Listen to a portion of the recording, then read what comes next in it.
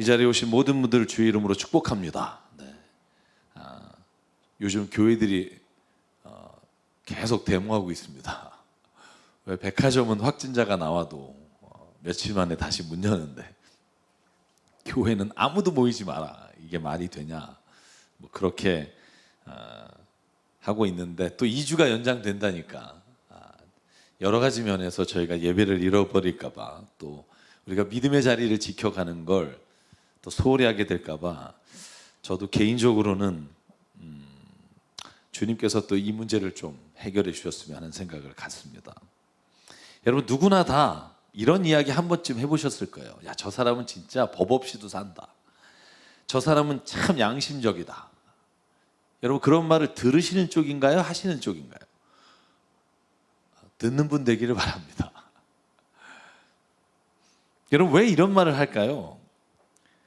세상에서 양심적이다 하는 말은 법이 적용돼서 법의 처벌을 받을까 봐 두려워서 어떤 일을 하는 게 아니라 그가 마음에 옳다고 여기는 것을 따라서 누가 보든 말든 법이 처벌을 하든 상을 주든 관계없이 그가 자신의 삶을 살아가는 모습을 보면서 감동하기 때문입니다. 여러분, 아주 오래전에 양심 냉장고라고 하는 그런 프로그램이 있었습니다. 기억하시나요? 밤 12시에 몰래 기다리고 있다가 신호를 지키는 차 있으면 달려가서 막 빵빵 터뜨리고 냉장고 선물로 드렸잖아요. 그 다음에 이경규가 간다 그래서 비슷한 프로그램을 계속했어요. 여러분, 그 프로그램을 보면 아무도 보지 않는데 정말 새벽 3시에 빨간불에서 서서 파란불이 될 때까지 그 신호를 지키는 게, 야, 이게 쉽지 않다는 걸 알 수 있어요. 많은 사람이 다 지키겠지 그렇지만 실제로 그렇지 않아요. 그 한 사람 발견하기가 너무 어려운 거죠. 아무도 보지 않는 그 시간에 신호를 지키지 않는 사람과 지키는 사람을 바라보면서, 야, 저 사람은 양심적이다, 양심적이지 않다라고 말하는 건 법을 떠나서 우리가 어떤 행동을 할 때 쓰는 말입니다.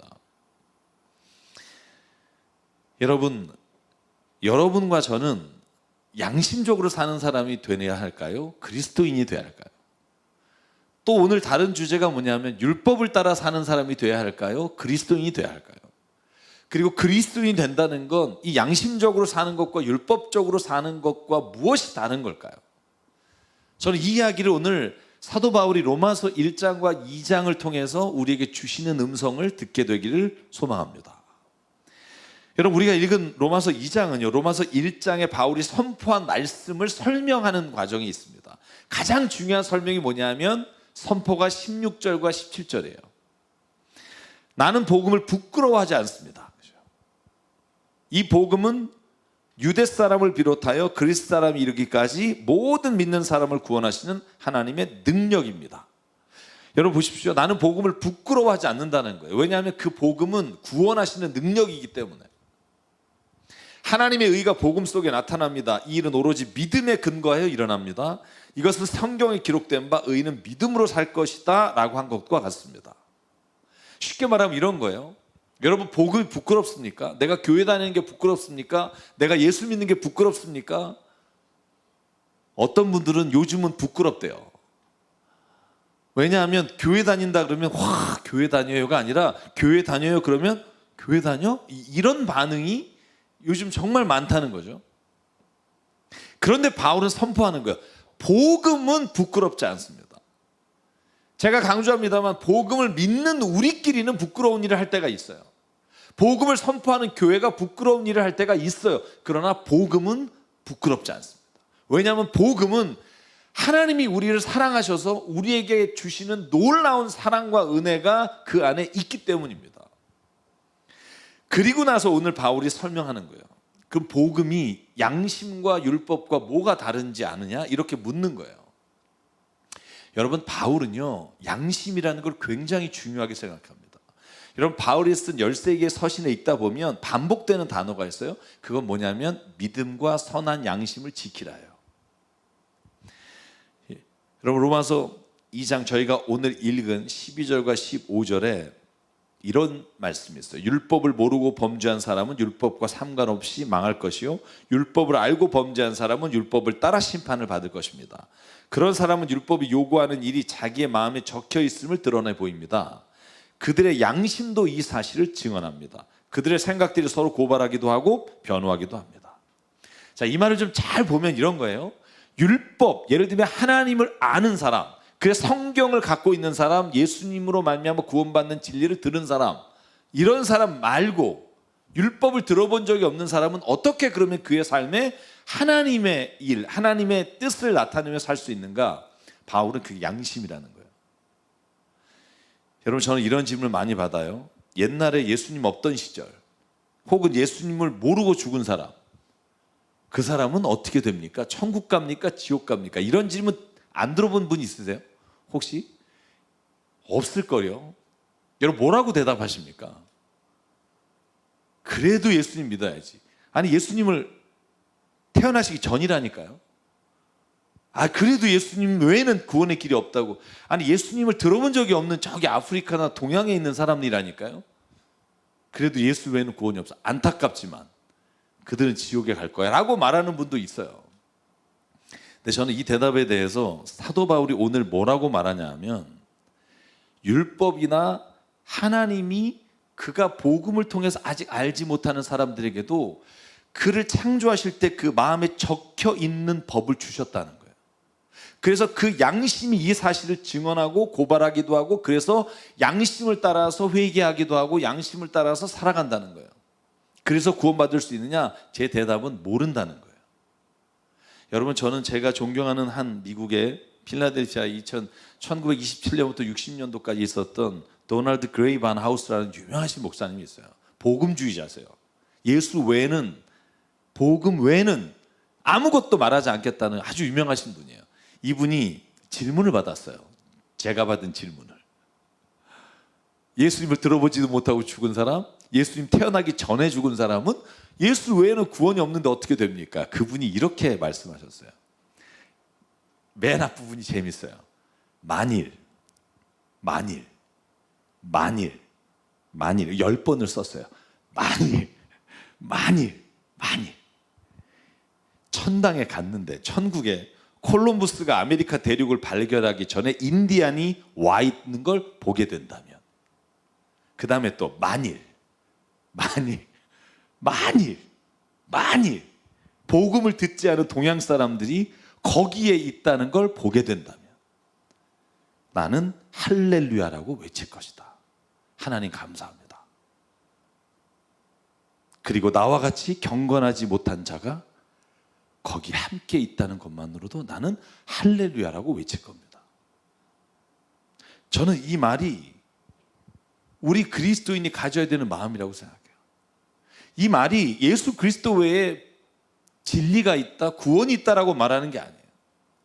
하나님은 한 사람이라도 하나님의 뜻을 따라서 구원하시기를 원하신다는 베드로 사도의 고백처럼, 하나님은 오늘도 한 사람이라도 더 주님의 뜻 안에 구원하시기 위해서 지금도 일하고 계시다. 저는 이 말씀을 믿습니다.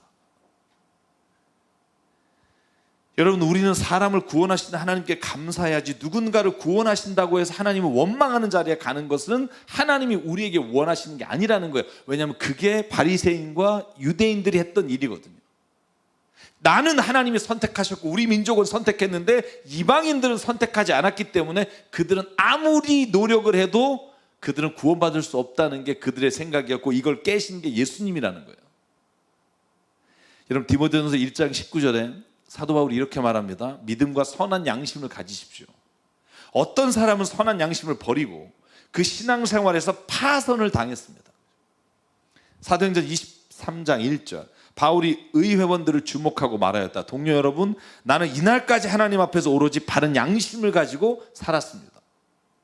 여러분, 사도 바울은요, 믿음이라고 하는 거, 복음이라고 하는 걸 강조하려고 서신서를 썼지만 그가 쓴 서신서에 가장 많이 나오는 반복된 단어가 양심이란 단어예요. 이 말을 왜 썼을까? 유대인들이 자기는 하나님의 법을 가진 민족이고 하나님의 법을 가지지 않은 모든 이방 민족들은 구원받을 수 없다고 하는 말에 사도 바울이 자기도 유대인이면서 이렇게 말하는 거예요. 하나님은 그들에게는 다른 양심이라는 걸 통해 하나님의 법을 따라갈 수 있도록 하셨다고 나는 생각한다는 거예요. 여러분, 그렇다고 해서 사도 바울이 양심을 통해서 구원받는다고 말하지 않아요. 저도 거기에 동의해요. 그 이유를 설명드리겠습니다. 사도 바울은 양심을 이렇게 이해합니다. 사람의 마음에 새긴 율법. 양심을 통해서 인간은 동물 이상의 윤리적 행동을 하게 되고요, 양심에 찔려서 자기가 하던 죄를 돌이키기도 합니다. 그래서 바울은 로마서 1장 19절과 20절에 이렇게 말해요.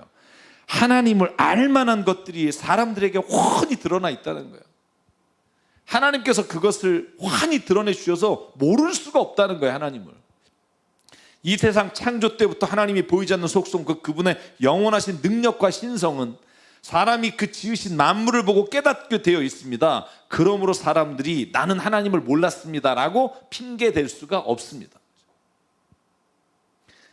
로마서 1장을 더 보자면 오늘 설교 시간이 너무 길어지니까, 사도 바울은요, 우주 만물과 자연 그리고 양심을 통해서 하나님은 우리에게 하나님의 자신을 드러내고 있다고 믿어요. 저는 그걸 믿습니다. 그러면 이런 질문을 할 수 있어요. 그러면 양심대로 사는 사람을 구원해야 되지 않겠는가? 이런 질문들이 있습니다. 근데 왜 양심으로 구원받을 수 없다고 하나요? 양심은요, 오염됐기 때문이에요.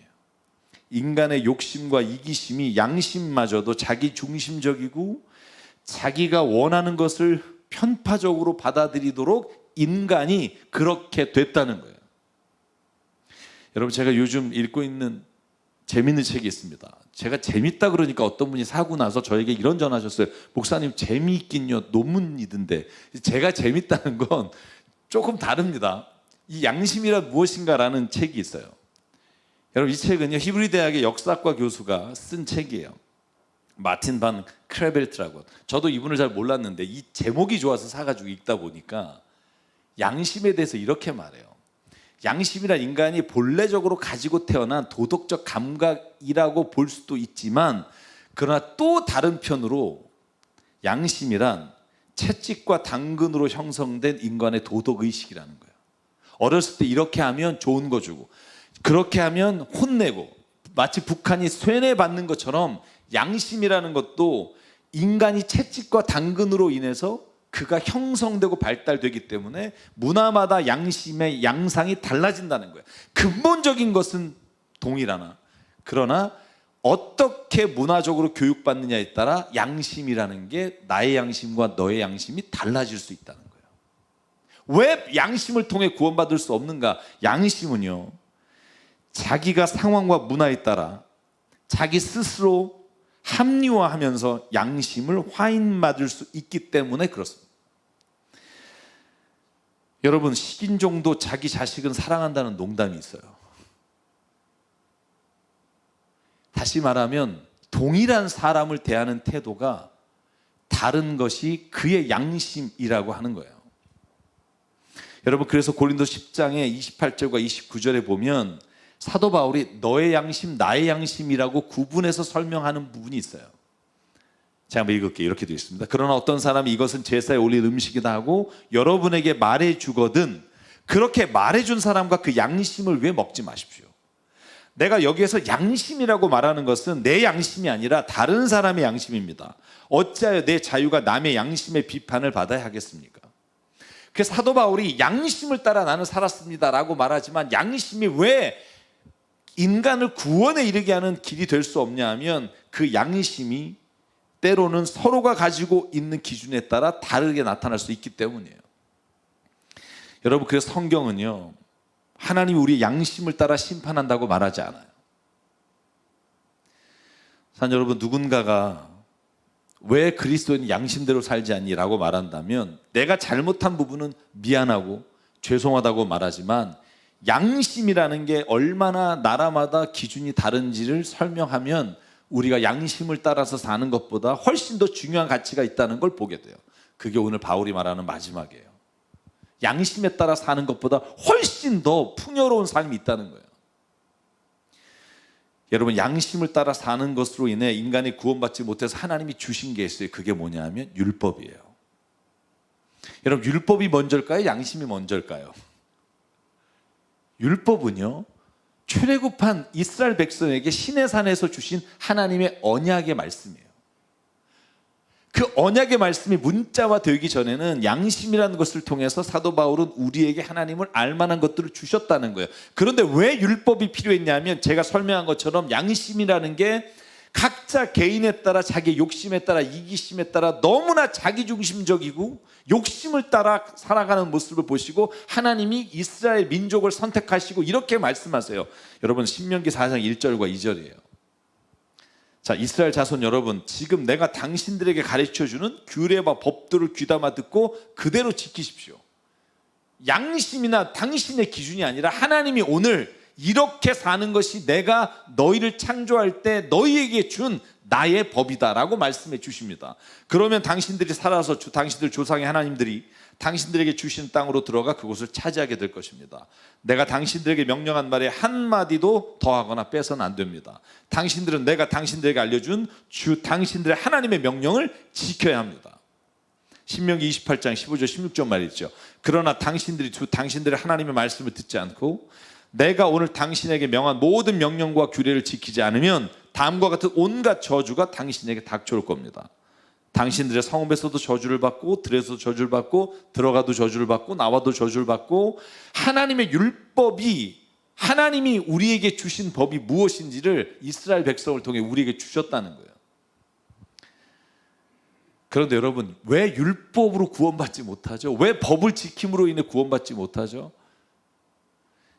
여러분, 저는 교회에서 가장 안타까운 게 뭐냐면, 율법으로는 구원받지 못한다고 말하면서 또 다른 율법으로 인해 구원받는 것처럼 말할 때가 너무나 많아요.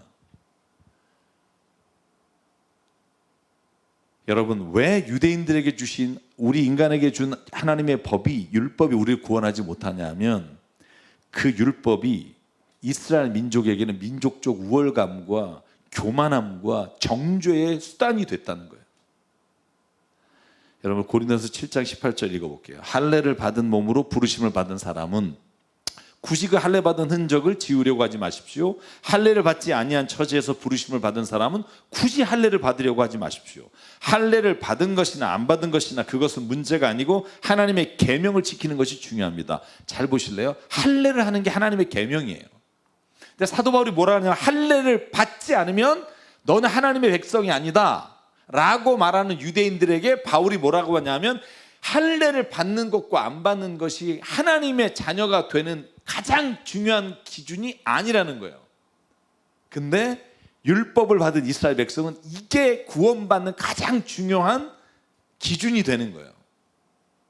이 말은 뭐냐면, 하나님의 율법 중에 가장 중요한 기준을 유대인들이 설정해 놓고 그걸 따르느냐 안 따르냐를 가지고 그의 믿음이 좋으냐 아니냐를 구분했다는 거예요. 그래서 오늘 로마서, 오늘 우리가 읽은 2장 12절에 이렇게 말합니다. 율법을 모르고 범죄한 사람은 율법과 상관없이 망하고 율법을 알고 범죄한 사람은 율법을 따라 심판을 받을 것입니다. 이 말이 뭐죠?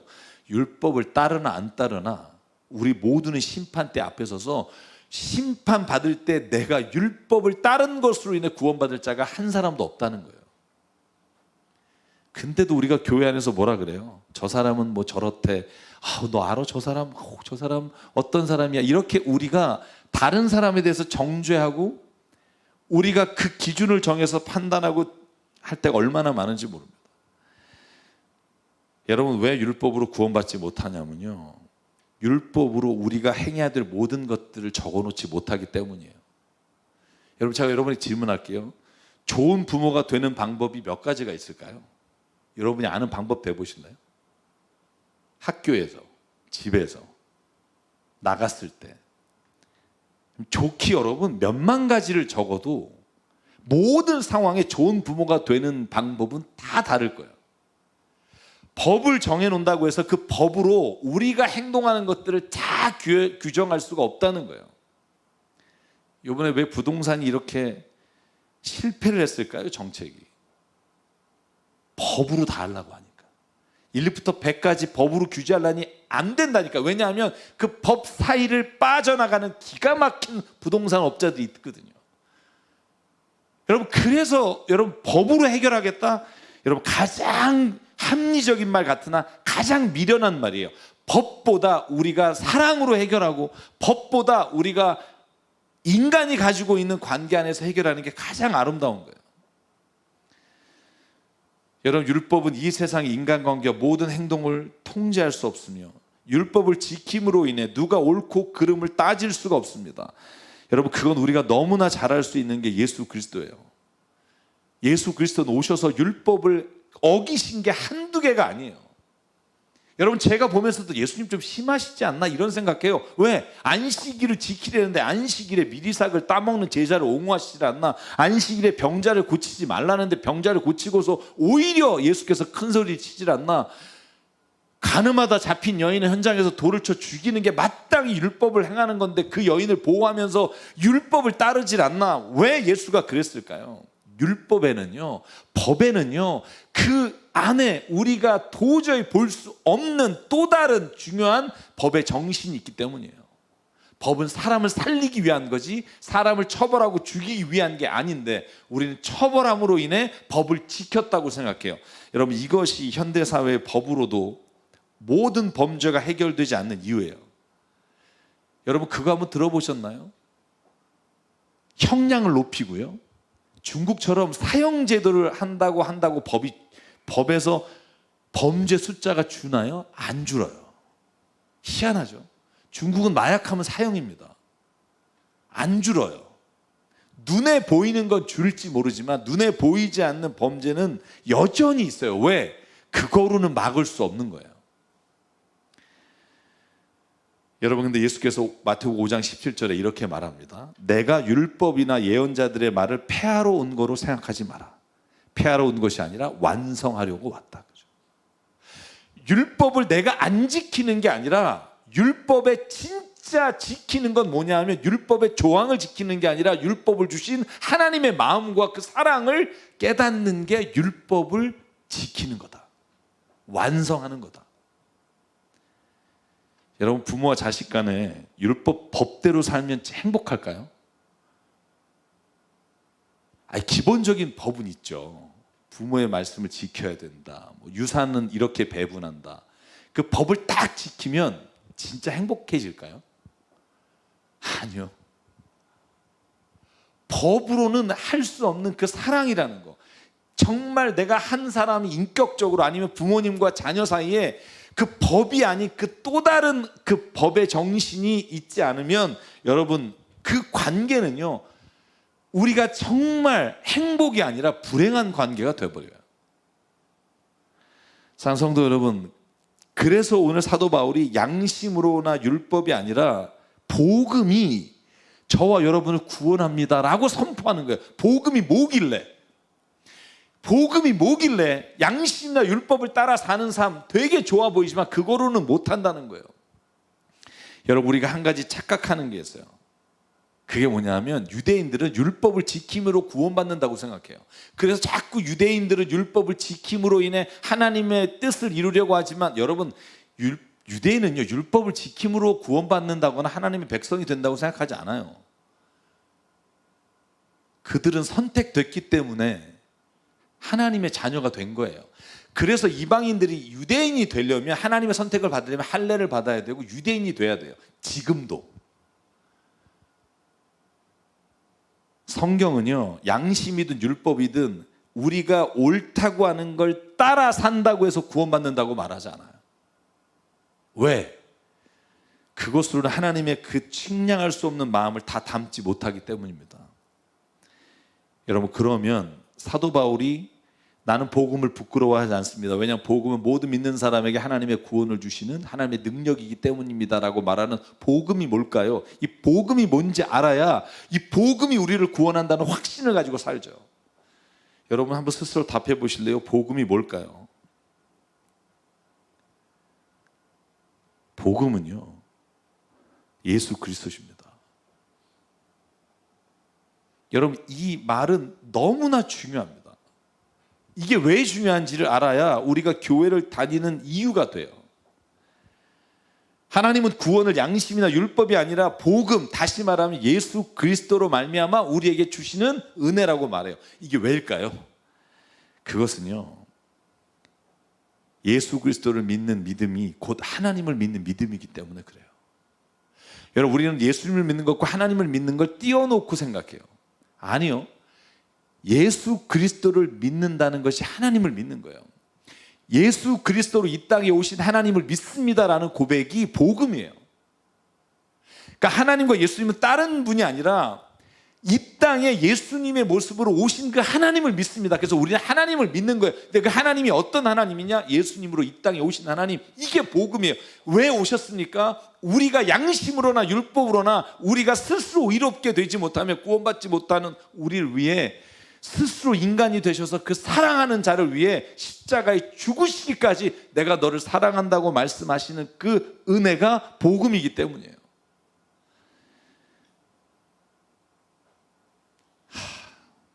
여러분, 그래서 하나님을 믿는다는 말과 예수님을 믿는다는 말을 분리시키지 말아야 돼요.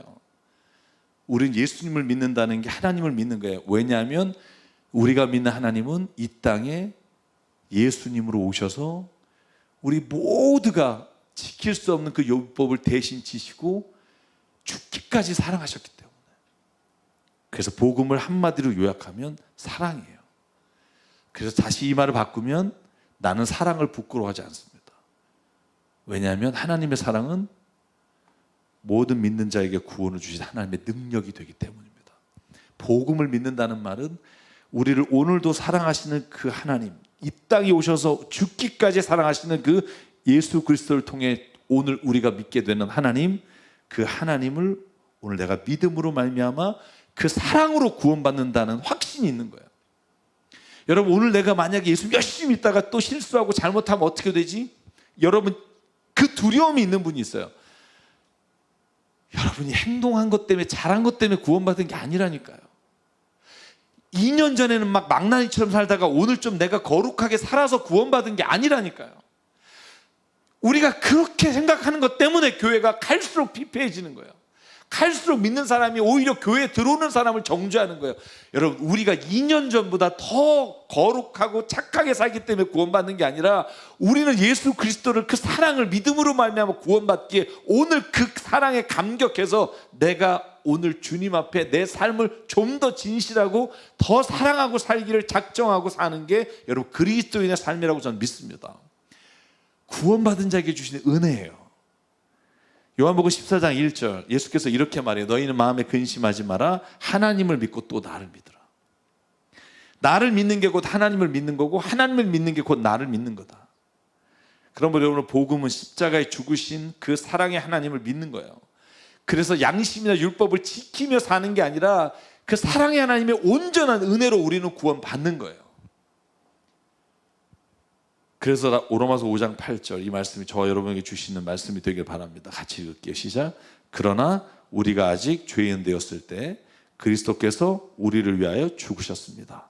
이리하여 하나님께서는 우리들에 대한 자기의 사랑을 확증하셨습니다. 아멘.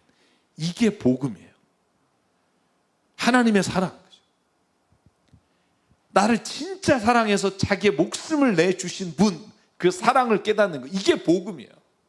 예수님을 믿습니다, 믿습니다, 이 말을 하는 게 복음이 아니라 예수 그리스도를 통해 이 땅에 오셔서 십자가에 죽으신 그 하나님의 사랑, 그 하나님 나를 이렇게 사랑하시는구나, 이걸 깨닫는 게 복음이에요. 예수님 너 믿어? 안 믿어? 너 믿으면 구원받고 안 믿으면 구원 못 받아? 이 기준을 가르기 위해서 우리가 예수님을 쓰는 게 아니에요. 그 사랑을 깨닫기 위해 예수님을 우리가 고백하는 거예요. 저는 감히 말할 수 있는 건 제가 정말 아직 모르겠어요. 당해보진 않아서. 만약에 제 딸을 위해서라면 목숨을 낼 것 같아요. 줄 수 있을 것 같아요. 모르겠어요. 닥쳐보지 않아서 제가 먼저 도망갈지 제가 장담은 못하겠지만 할 수 있을 것 같아요. 근데 이 할 수 있을 것 같다는 마음이 사랑일 거예요. 하나님은요, 우리가 죄인 되어서 아무것도 못하고 서로가 잘났다고 너 죄지 나보다 더 졌지라고 말할 때 하나님 이렇게 말해요. 너네들 다 서로 싸우지 마. 내가 그거 담당할게. 내가 대신 지고 갈게. 너희는 사랑해. 내가 가서 다시 하나님의 나라를 준비하고 올게. 너희는 사랑해라. 양심이나 율법을 지켰다고 해서 막 구원받았다고 착각하지 말고 네가 오늘 사랑하시는 그 하나님을 믿기에 그 하나님이 너를 오늘 구원자로 구원해 주시는 분으로 너에게 되는 것뿐이다. 그래서 제가 여러분 흔히 쓰는 말 있잖아요. 하나님은 인간을 구원 안 하시는 게 아니라 구원 못 하시는 거예요. 왜? 믿지 않으니까. 하나님과 함께 있기를 원하지 않고 하나님의 그 사랑을 거절하니까. 여러분 거절하지 않는 모든 사람을 구원하고 싶으신 게 저는 하나님이라고 믿습니다. 오늘 그러므로 저와 여러분이 그리스도인이기 때문에 더 양심적이고 더 법을 지키며 살려고 애를 쓰지만 그러나 그것이 우리를 구원하는 것이 아니라는 것, 여러분 우리가 너무나도 확신 가운데 고백했으면 좋겠어요. 그럴 때만이 진짜 누군가 죄를 짓거나 누군가 잘못한 사람을 봤을 때 눈물로 기도할 수 있고 하나님의 그 사랑으로 안아줄 수 있는 게 복음에 사로잡힌 자예요. 나누고 정죄하는 자는 복음에 사로잡힌 게 아니라 율법적 사고로 아직도 하나님을 따라가는 자예요. 저는 우리 강남 새사람교회에 오는 모든 사람들에게 저도 어렵지만 그 사랑으로 만나고 그 사랑으로 오늘도 이 교회 공동체를 이루어가는 은혜가 있길 주의 이름으로 축복합니다. 여러분이 누구보다 조금 더 양심적으로 살았다는 것으로 인해 아무것도 하나님 앞에 더한 것은 없어요. 그러므로 제가 오늘 이 찬양 부르려고 합니다.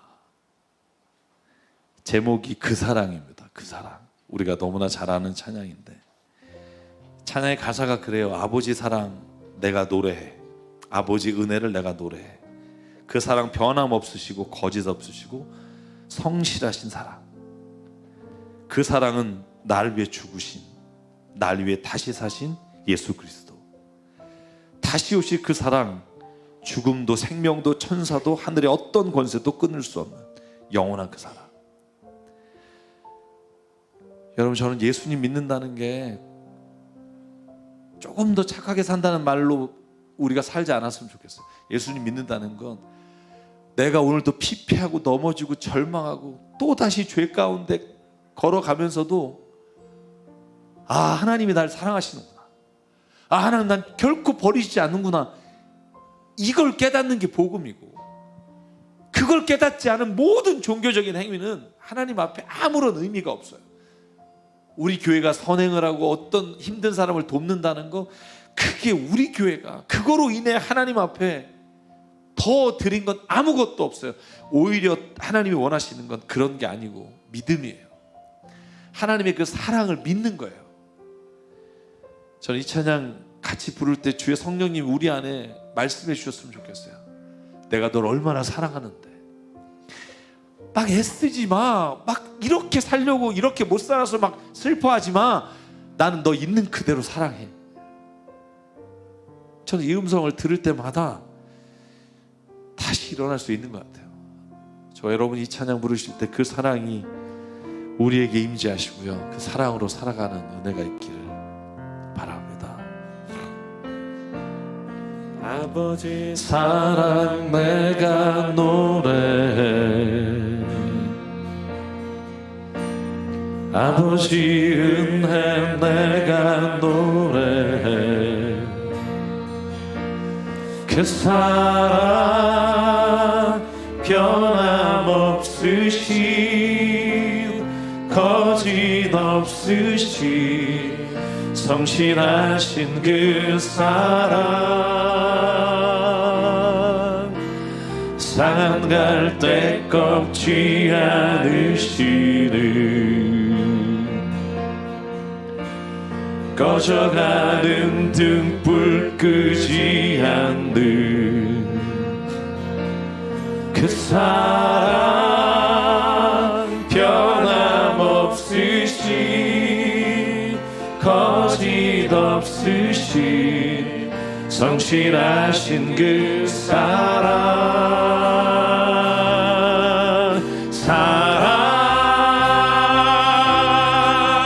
그 사랑 날 위해 죽으신 날 위해 다시 사신 예수 그리스도 다시 오실 그 사랑 죽음도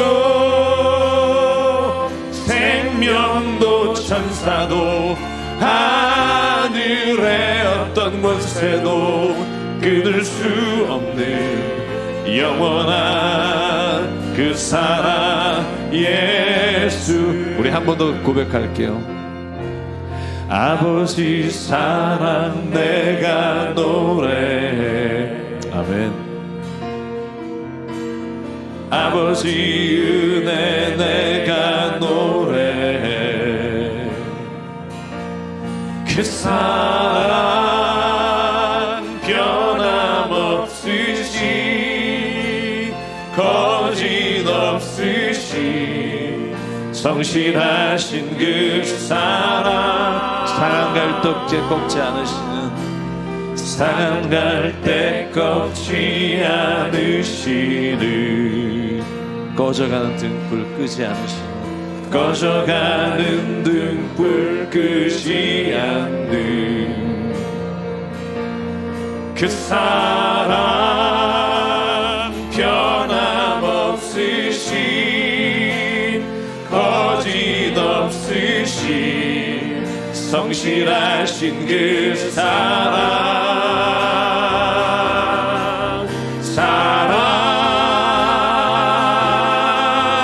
그 사랑 날 위해 죽으신 날 위해 다시 사신 예수 그리스도 다시 오실 그 사랑 죽음도 생명도 천사도 하늘의 어떤 권세도 끊을 수 없는 영원한 그 사랑 예수. 이 시간 함께 기도하실 때 오늘 우리 안에 그 복음에 대한 확신이 있기를 간절히 원합니다. 나를 오늘 사랑하시고 오늘 내 죄, 내 모든 부족함을 아시면서도 나를 위해 기꺼이 죽으신 그 하나님의 그 사랑, 눈에 보이지 않는 그 사랑이 오늘도 내 삶을 이끌어가는 힘이 되고 능력이 됩니다. 복음을 부끄러워하지 않습니다. 왜냐하면 그 능력이 오늘 나를 구원하시는 하나님의 사랑이기 때문입니다. 우리가 이 시간 말씀을 기억하며 오늘 이 복음에 사로잡혀 사는 우리가 되기를 원합니다. 주님 앞에 함께 결단하며 기도하겠습니다. 사랑과 우리 하나님 감사합니다. 오늘도 이 시간 주님께서 우리 사랑하시고 아버지 이 세상에 다른 어떤 것보다도 아버지 내 안에 나를 위해 일하시고 계신 하나님의 사랑을 하나님 바라보게 도와주시옵소서. 비록 내가 병들고 지치고 쓰러지고 넘어져도 아버지 내가 죄 가운데 나 자신을 부정할지라도 나를 사랑하시는 하나님, 오늘도 나를 위해 오늘도 이 세상에 아버지 오늘도 오셔서 나를 친히 구원하시는 그 하나님의 은혜를 기억합니다. 아버지 하나님 오늘 나를 붙잡아 주시고 나를 구원하시는 은혜가 오늘 나를 이끌어가는 능력이 되게 하나님 역사하여 주시옵소서. 너무나도 부족하여 하나님 때로는 하나님 앞에 설 수 있는 용기마다 없을 때가 있어. 아버지 하나님 나를 버리지 않으시고 나를 위해 일하시고 나를 위해 기꺼이 죽으시는 오늘도 그 죽음을 하나님 오늘도 기꺼이 내가 믿음으로 바라봅니다. 역사에 주시옵소서. 아버지 하나님 내 안에 하나님 주셨던 그 마음 오늘도 성령 안에서 아버지 하나님 날마다 더 주님 기뻐하시는 모습을 살아갈 수 있도록 있으려 주시옵소서. 오늘도 간절히 바라옵니다. 아버지 하나님 역사에 주시옵소서. 그 사랑 예수. 상관의 하나님, 오늘도 예수 그리스도로 말미암아 그 복음으로 말미암아 그 하나님의 사랑으로 말미암아 구원받은 감격을 우리가 알고 있으면서도 다시 우리가 그 복음으로 살기보다 다시 내 노력과 내 의지와 법으로 살려고 하는 때가 있음을 주님 이 시간 주님 앞에 고백합니다. 하나님 무엇보다 우리의 눈에 타인의 잘못과 타인의 모습이 드러나지 않게 하시고 그 사람의 아픔과 안타까움과 눈물이 하나님 우리의 눈에 보이게 하셔서 오늘 우리가 누군가를 위해 기도할 때 그 하나님의 마음으로 오늘도 함께 기도하며 나가는 믿음의 사람들에게 하나님 은혜 내려 주시옵소서. 간절히 기도합니다. 주님, 우리가 또다시 주님 앞에서도 누가 선한지, 누가 더 주님의 일을 잘하는지를 경주하며 그것으로 우리의 성과를 드러내는 자 되지 않게 하시고, 오늘도 겸손히 무릎 꿇고 하나님이 거저주신 은혜를 어떻게 하면 주님 이 땅 가운데 누군가를 사랑하며 살지를 하나님 오늘도 나에게 고백하며 살아갈 수 있는 시간으로 우리 모두의 한 사람의 삶을 주님 인도하여 주시옵소서. 하나님 아버지, 오늘도 우리에게 주신 생명과 시간과 달란트와 모든 물질이 주님의 것으로 하라. 이 시간 주님께 드립니다. 하나님의 나라와 뜻을 위해 사용해 주시옵소서. 이제는 우리 주 예수 그리스도의 은혜와 하나님 아버지의 무한하신 사랑과 성령님의 감동, 감화, 충만, 교통, 위로하심이 오늘 이 시간 하나님 안에서, 복음 안에서, 주의 사랑 안에서 다시 거듭난 자녀로 살기를 소망하는, 여기는 한 분 한 분 머리 위에, 그리고 가정과 일터 위에 주님 세우신 새삼교회 위에 지금부터 영원토록 함께 하시기를 간절히 축원하옵나이다. 아멘.